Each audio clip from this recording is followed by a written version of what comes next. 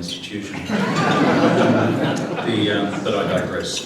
Thank you again for having me back here to this forum, and I do believe in trying to be consistent, and you were kind enough to invite me the first time I came here as a humble backbencher, and now you're kind enough to invite me back again when I'm a humble backbencher. Some would question the humility in the process. So as I look around the room, as you have steadily, all of you that I've known over the years, have risen in your respective careers and companies, and are on that continued northward trajectory, mine has been a little different, experiencing the highs and some of the lows of the profession which I foolishly have chosen, politics. A few thoughts about the state of the global economy and the global political economy, a few thoughts about China, and a few thoughts about what we do about the above. An introductory observation is that in this country of ours, Australia, we are making some progress towards globalising and internationalising our outlook. It's a very broad statement, and it affects so many institutions and individuals, corporations, governments at all levels, the way in which academics behave, but also the community at large. If I was reflecting back on the 14 years I've now been in the House of Representatives, I think the world, the region, once seen as somewhat foreign and a little exotic, now becomes increasingly familiar and necessary. The idea, which may have been tucked in the back of someone's mind at least, that we could comfortably reside behind our own private, personal, even national white picket fence, is kind of slowly slid into the background. It's still there. You'll still find voices of one form of isolationism or another in Australia, but I think it's on the slide. This is a good thing. The reason it's a good thing is that for us there's no alternative.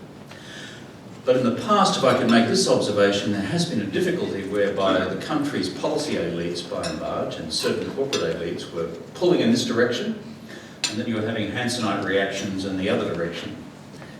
What I sense in the last half-decade to full decade is in fact a greater reconciliation of the above. And that is necessary because here we are, 12th largest economy in the world, 4th largest economy in Asia, now members of the G20, and is anyone seriously suggesting to anyone in this country that their jobs, just be talking about jobs down at Altona, are somehow detached from the global economy or the politics which underpins the global economy, both within nation states and the global institutions to which those nation states belong. So the alignment between a global orientation on policy, by which I mean corporate policy as well, on the one hand, and the sustaining political constituencies on the other, frankly is the alchemy this nation needs to drive us into a more globalised future. And with one coda at the end, and that is the continued success of this form of political economy is to make sure that the punters, including the workers at Altona, understand that they're getting a share of the yield of this dividend which comes from our globalisation. Because those punters, each and every one of them, vote. We've made, I think, good progress on this. But as someone involved in the interface between policy and politics all the time, it always in every nation state will remain a fragile proposition. Look at the politics of the last US presidential elections, when the standard refrain for which the Democrats were constantly on the defensive, which is we're simply exporting jobs to China. That was it. Forgetting, frankly, how in net terms the US economy has grown enormously because of Chinese investment, enormously because of China trade, and enormously because of the Chinese purchase of $1 trillion plus of US treasuries. You see it the same in the United Kingdom. In the United States, it's the Tea Party. In the United Kingdom, it's called UKIP. In France, it's called the Front National. In Germany, you see the rise of nationalist right-wing parties, all with a populist theme, all of which are saying dishonestly to their constituencies they can somehow roll this thing back, while knowing that they can't. So the political economy of sustaining a majority support for the globalising project of Australia's future, as with all Western democracies and frankly all nation states, is critical. And that means that we've got to make sure that punters still see the dividend. That is, that they know that there are benefits intrinsically for themselves. And I think we've made progress on that. Second point is just about the current state of the global economy. As someone who led the country during the global financial crisis, I do not have a Pollyanna view of things. I have seen up close and personal what it's like to perch precariously on the edge of Niagara Falls. And it is not a pleasant place to be. It focuses the mind, as someone said to me recently, it causes the buttocks automatically to clench. It's a piece of Australian poetry there. Well, maybe it's Queensland verse. Different thing.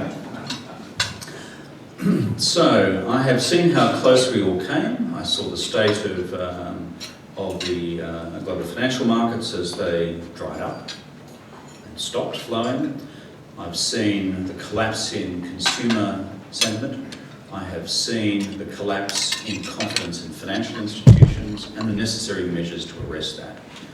And the hard decisions have to be taken that time to do that. Guarantees for people's personal deposits, guarantees, sovereign guarantees, interbank lending. A much maligned but absolutely necessary national fiscal stimulus strategy to prevent the outbreak of mass unemployment in this country, from which we would still be recovering had we not done that. Look at everyone else around the world. Most of them, the OECD average is 10.1% unemployment. And here we're 5 point something. Yes, there's a China factor in that, and China's own stimulus, but let me tell you the mathematics of it. A large slab of that came from what we did here on our home front by pumping out 4.6% of GDP in stimulus. Timely, targeted, and temporary. And now restoring the budget to surplus in the financial year ahead. So I don't have a Pollyanna-ish view of things. I'm a brutal Queensland realist. But as I travel the world a bit, and I speak to my friends in Washington, I speak to my friends in the People's Bank of China, I speak to my friends in the UK, recent conversations I've had with their incoming governor of the Bank of England, and in Brussels as well. I think we have turned this corner. I think we have turned this corner as a global economy. Doesn't mean it ain't rosy. It doesn't mean that it's all rosy. It ain't. But the fact that the fiscal cliff will be avoided despite the gymnastics and pyrotechnics of the United States Congress,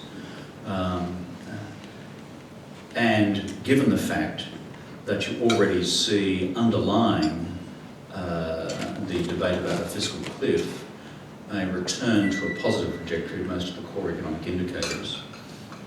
And you go to Europe, and the successful management so far by Mario Draghi, who is a truly brilliant individual, at the European Central Bank, successfully negotiating a cocktail of Greece and Spain. Again, the beginnings of the return of positive sentiment in Europe are there to see as well. Then you go to Asia, which of course has kept the global show afloat for quite a long time. And if I look at the Chinese growth data, which is emerging this year, when everyone was predicting apocalypse now, early in the year, I vainly, and some said misguidedly, said that China would still come in between 7.5 and 8% growth for the year. First quarter was 8.1, second quarter 7.6, third quarter 7.4, probably an improvement on 7.4 in the fourth quarter, led off the back of quite reasonable domestic consumption, and led also by significant continued state investment, particularly in infrastructure. I believe they will come in around the number which I suggested earlier in the year. More recent indicators also of the PMI, which is the best litmus of what's happening in the Chinese manufacturing sector, suggests that it is still not into positive turf yet, but it's increasingly not negative. It's coming in at 49, 49.1. These are encouraging bits of data. And so, therefore, putting together the great drivers of the global economy. Let's say it's North America, let's say it's East Asia driven by China, and let's say it's Europe. China, strong performance, despite all the critics. Still fragilities, but still strong. The United States, I think, over the worst and beginning to recover. And the Europeans, at least, have avoided catastrophe. Something, again, I predicted with general howls of derision when I gave a speech on this subject in Brussels earlier this year. And my reason for all of the above is not because I'm a particularly sophisticated econometrician. It's because at the end of the day, these decisions are made in a context not of pure economics, but of political economy, by which I mean understanding the political processes which underpin key decisions, which is inevitable that in challenges like preventing Greece from going over the cliff, preventing the fiscal cliff from becoming a plunge point, as well as ensuring that Chinese growth stayed up. The political process, at the end of the day, will act.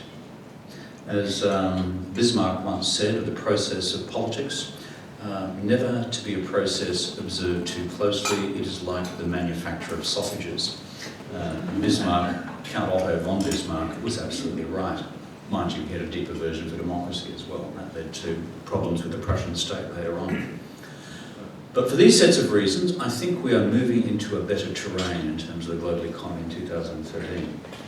You good folks in this room know more about that than I. You know how your parent companies are positioned and the upside and the downside. As I said, this is not some Pollyanna-ish address which suggests that all problems have been solved. They haven't been.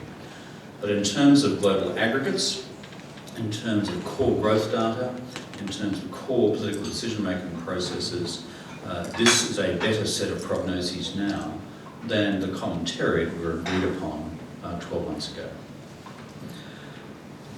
The third thing I said I'd talk about is China itself, given there's been a lot of debate about political transition in China and what it means for the future of the Chinese economy. This leadership is a smart leadership, the one that's just been elected, the 7 members of the Standing Committee of the Politburo. I've met 6 of them, one person I've not met at all. 5 of the 7, in my view, are strong economic reformers, either by intellectual training or by provincial or municipal governmental experience. They therefore have a centre of gravity about them, which tells them that further market-based reforms of the Chinese economy, carefully managed politically, is the right way to go.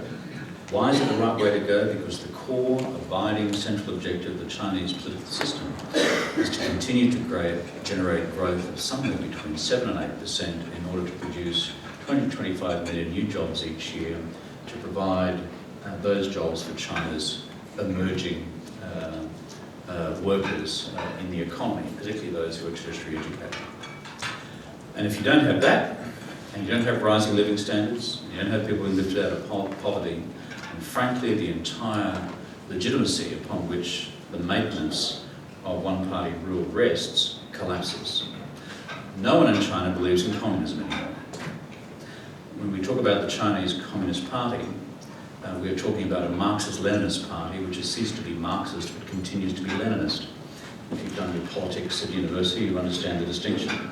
Lenin was about one-party control and the Communist Party being the vanguard of the proletariat, and Marx is on about the equalitarian distribution of wealth.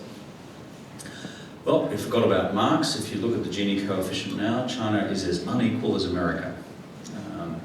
So we kind of let that one slide to one side, but we still like the political power, so we'll hang on to that.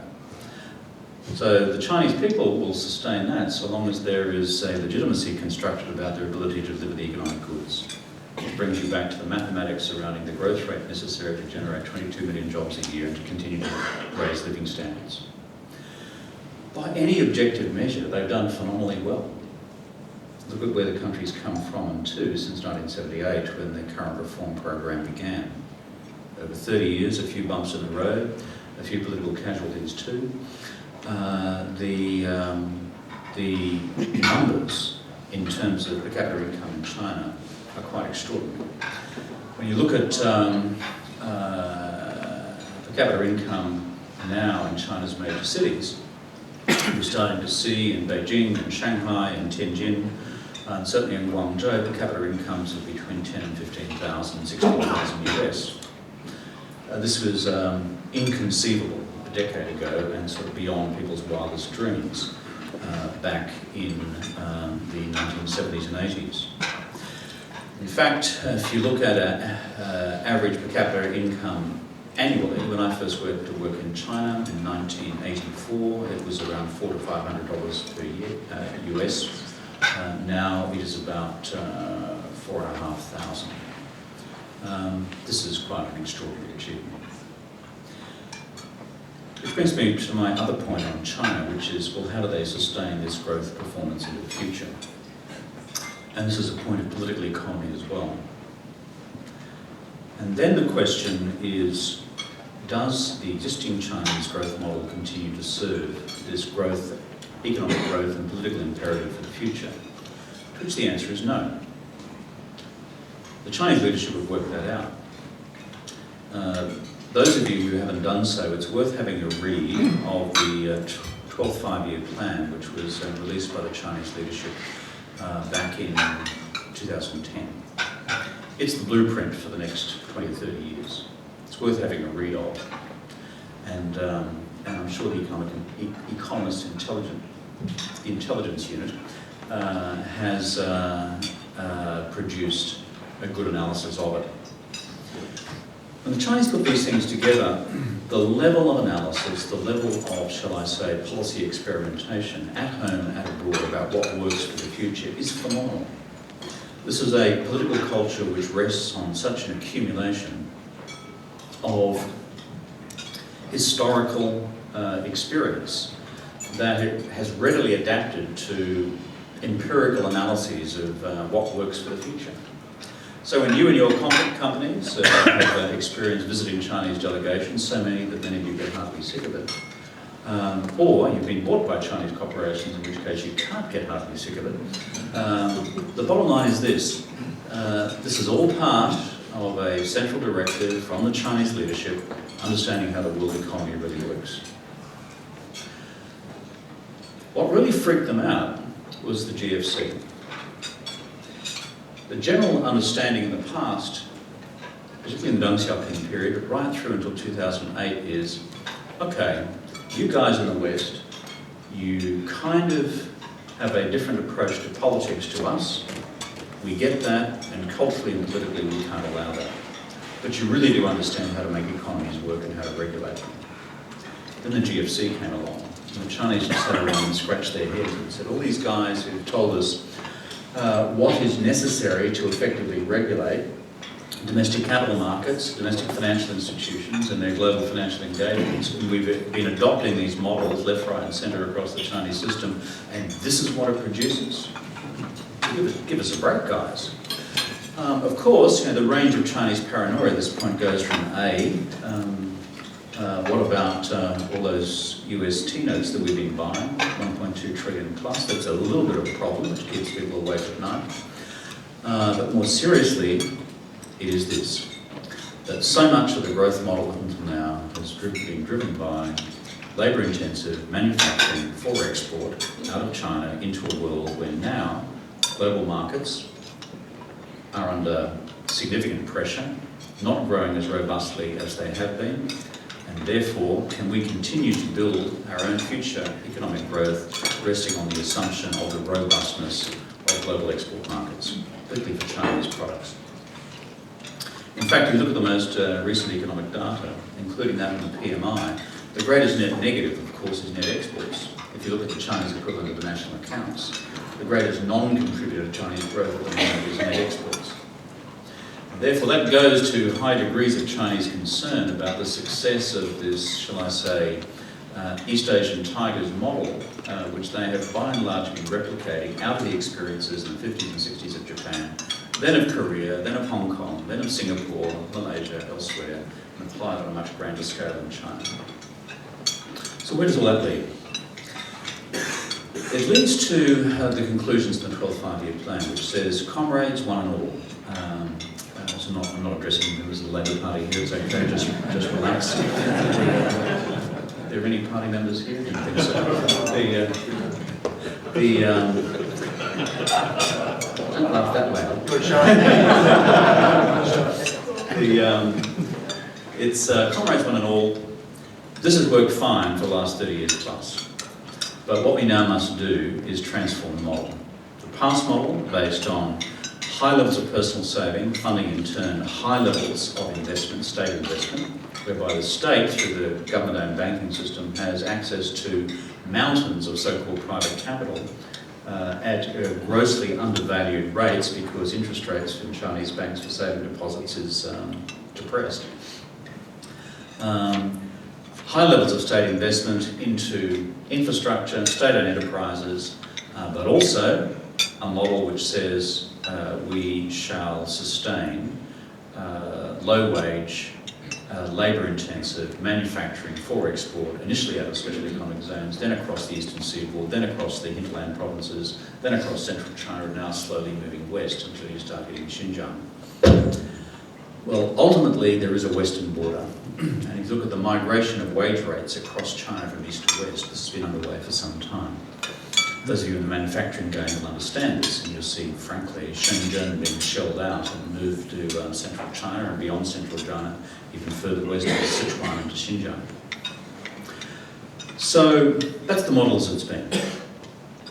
So the new model says, okay, well, manufacturing is not going to disappear. It still represents a huge slice of Chinese gross domestic product. Domestic consumption currently equals 50% plus of total GDP. How do we lift Chinese consumption levels, domestic consumption levels, to become the new growth driver for the future of the Chinese economy? Well, that recognises the fact that wage rates have been going up. It recognises the fact that this now needs to be more firmly directed towards consumption domestically rather than simply the Chinese practice of accumulating mass levels of savings. Of course, there's a problem with that too. The Chinese have learned for centuries and generations that you can't trust governments, unlike in this country. Given your collective cynicism about anything which anyone in the political process ever does in this country, some of it well earned. So the Chinese, for generations, and certainly since the reforms began, have no confidence in social security, have no confidence in health systems providing for them as a central provision of government, no confidence that they can get their kids through school and university without paying an arm and a leg, so you've got to save. Which means that domestic consumption on what you describe as classic goods and services has been, by global standards, exceptionally low, and by the standards of newly emerging economies in the East Asian, let's call it development paradigm, also quite low. So, policy response number 2 is to say that we will therefore have a comprehensive national social security scheme, which is now legislated and exists, albeit at modest levels. High levels of state provision through the health system and high levels of state provision through the education system to try and shake this Chinese psyche into spending more.